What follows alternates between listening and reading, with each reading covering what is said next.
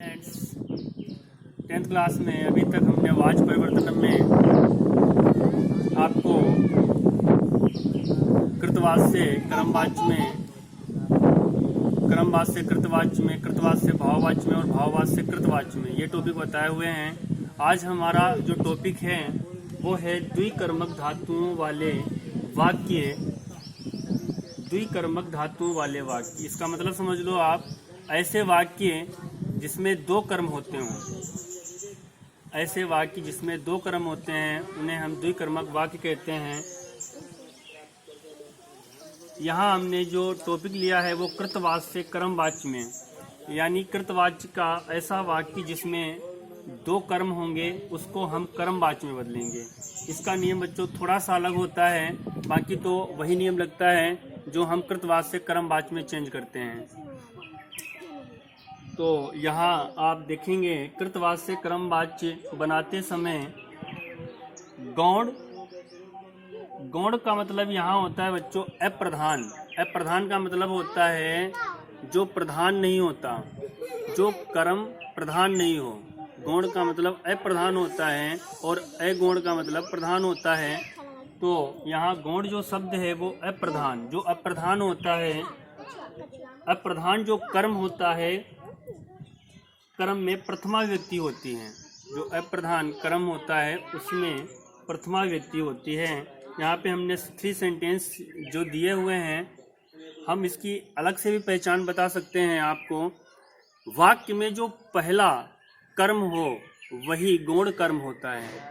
वाक्य में जो पहला गौण कर्म, जो कर्म होता है, पहला कर्म, वही गौण कर्म कहलाता है और उसी के अकॉर्डिंग क्रिया का, तो गौण कर्म के अकॉर्डिंग ही आत्मनेपदी लट लकार में क्रिया का प्रयोग किया जाता है। अर्थात जो फर्स्ट नंबर का कर्म होता है उसी के अकॉर्डिंग क्रिया का प्रयोग करते हैं।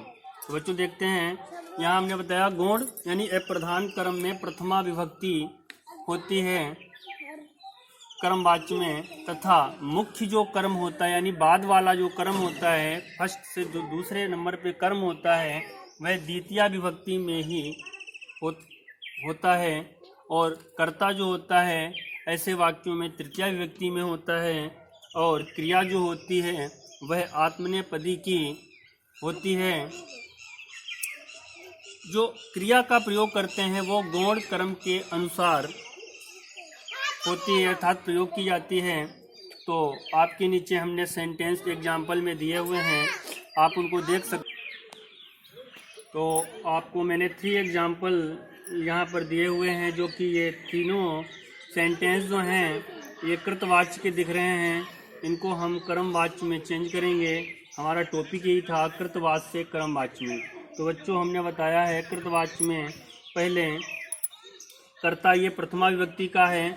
यहाँ जो कर्म है ये दोनों कर्म है, ये फर्स्ट कर्म है, ये गौण कर्म है, और ये मुख्य कर्म है, यानी बाद वाला जो कर्म होता है वह मुख्य कर्म कहलाता है, और जो फर्स्ट में होता है वो गौण कर्म कहलाता है अप्रधान। और इसी के अकॉर्डिंग जब हम चेंज करते हैं तो इसी के अकॉर्डिंग क्रिया का भी प्रयोग होता है बच्चों। तो अब देखो इसको चेंज करेंगे। यहाँ पे देखो जो नियम लिखा हुआ है कि गोपाह, तो गोपाह शब्द को हम लिखेंगे यदि, तो ये वर्ड होगा हमारा गोपेन। आपको बता दें कैसे हुआ।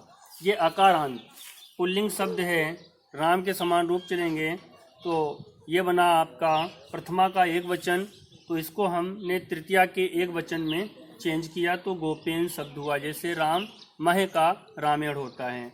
अब बच्चों बात करते हैं इस कर्म की, यानी गौण कर्म की। तो गौण कर्म यहाँ लिखा हुआ है, जो गौण कर्म होता है, प्रधान कर्म होता है, वह प्रथमा विभक्ति में लिखा जाता है बच्चों। कृतवाच्य में तो ये दोनों विभक्तियों में होता है। तो यहाँ से हम गाम को प्रथमा विभक्ति में लाएंगे तो ये हो जाएगा गौ, और ये जो है ये कर्म, ये मुख्य कर्म कहलाता है। मुख्य कर्म जैसा कृतवाच्य में होता है वैसे ही कर्मवाच्य में भी लिखा जाता है। तो इसको हम दुग्धम ऊपर लिखा है तो दुग्धम ही लिखेंगे। तो हम कह सकते हैं ये जो क्रम है ये प्रथमा में हो गया और ये द्वितीया में हो गया। अब यहाँ से हम इसकी मूल धातु लेते हैं बच्चों, दोग्धी। दोग्धी का मतलब होता है दूहता है, तो दोग्धी की मूल धातु हो गई दूह। दूह मीन्स दूहना होता है। तो बच्चों यहाँ जब क्रिया प्रयोग करेंगे, आत्मनेपदी की क्रिया प्रयोग करेंगे, वो इसके अकॉर्डिंग करेंगे, यानी गौण क्रम के अनुसार, इसके अकॉर्डिंग। गो शब्द जो है वो प्रथमा का एक वचन है, यानी कि 1 नंबर का, तो यहाँ क्रिया भी हमें आत्मनेपदी की 1 नंबर की ही लगानी है। तो मूल धातु दू हो गई, और हमने आपको बताया था आत्मनेपदी क्रिया बनाने के लिए मूल धातु या जोड़ दो और ते जोड़ दो, तो ये हमारी बन गई क्रिया दूहते।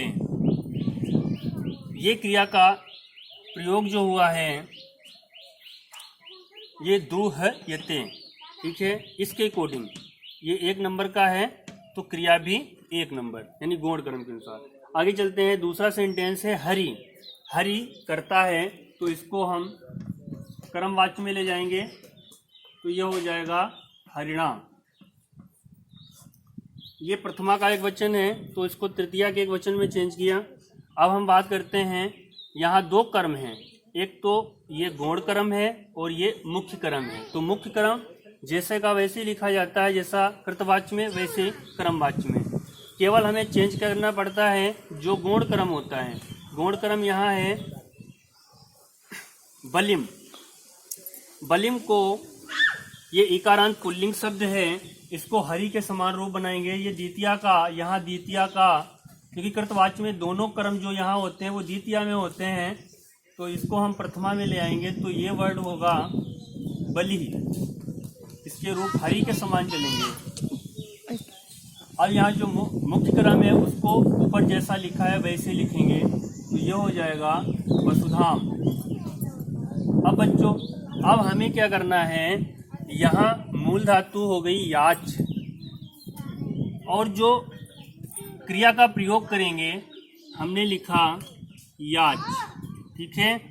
अब हमें इसको देखना है, गौण क्रम को, मुख्य क्रम को नहीं देखना है, गौण क्रम को देखना है। गौण क्रम यहाँ है बलि, यानी कि 1 नंबर, तो 1 नंबर की क्रिया लगा देनी है, यानी याच में या और ते जोड़ देना है, तो ये बन गई हमारी 1 नंबर की क्रिया। तो ये सेंटेंस क्रमवाच्य में चेंज हो गया। आगे बात करते हैं थर्ड सेंटेंस की, माता तंडुलान ओदनम पचती।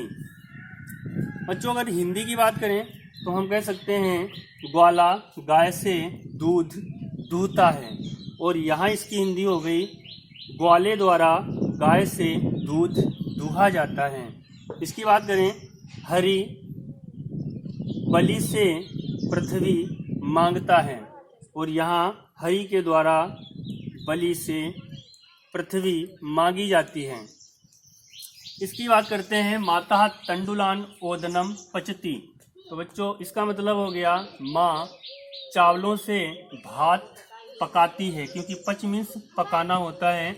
अब हम इसको ले आएंगे, ये कर्ता हो गया हमारा सेंटेंस का, इसको ले आएंगे तृतीया विभक्ति में। नियम के अकॉर्डिंग जो नियम में लिखवाया है वही हम कर रहे हैं, जो यहाँ लिखाया हुआ है, क्योंकि लिखा है कर्ता तृतीया विभक्ति में, तो इसको हम माता शब्द जो था वो प्रथमा का एक वचन था, इसको कर्ता को तृतीया विभक्ति में लाए हैं। आगे यहाँ है बच्चों तंडुलान, ये गौण क्रम है, इसको तंडुलान जो है ये द्वितीया का बहुवचन है, तो इसको प्रथमा के बहुवचन में लिखेंगे, तो ये बनेगा तंडुलाह, क्योंकि इसका मूल शब्द हो गया तंडुल, और तंडुल शब्द अकारांत पुल्लिंग के समान रूप चला लेंगे, तो तंडुलाह शब्द हो गया। यहाँ मुख्य क्रम जैसा कृतवाच्य में होता है, लिखा होता है, वैसे ही लिख देते हैं ओदनम। आगे यहाँ मूल धातु है पच। अब हमें किसके अकॉर्डिंग लगानी है क्रिया, किसके अकॉर्डिंग लगानी है, तंडुलाह।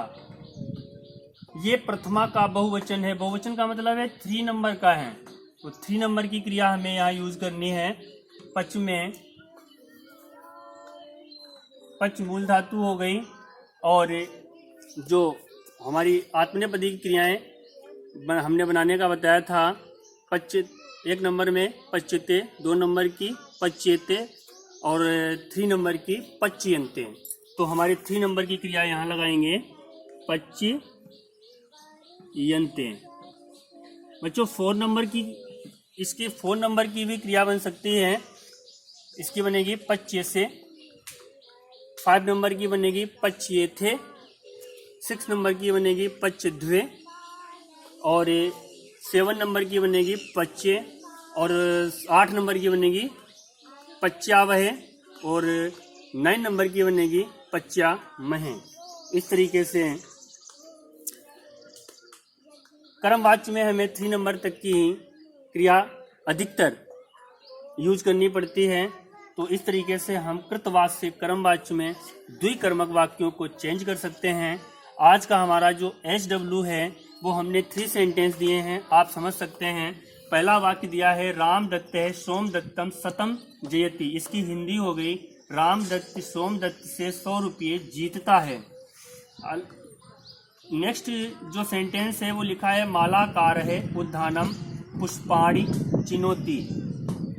ठीक है, तो इसका मतलब है माली बगीचे से पुष्पों को चुनता है। एक थर्ड वाक्य है बालक है पितरम प्रश्नम पृच्छति, यानी बालक पिता से प्रश्न पूछता है। बच्चों ये कृतवाच्य के वाक्य हैं, आपको इनको कर्मवाच्य में चेंज करना है। कर्मवाच्य में जैसे कि हमने अभी चेंज किए हैं, यही नियम लगाने हैं। कृतवाच्य के वाक्यों में दोनों कर्म जो होते हैं वो द्वितीय विभक्ति में होते हैं। जब कर्मवाच्य में ये ले जाएंगे तो ये प्रथमा में जाएगा, ये भी प्रथमा में जाएगा और ये भी प्रथमा में जाएगा और इसी के अकॉर्डिंग क्रिया आत्मनेपदी की लगाई जाएगी। Thank you.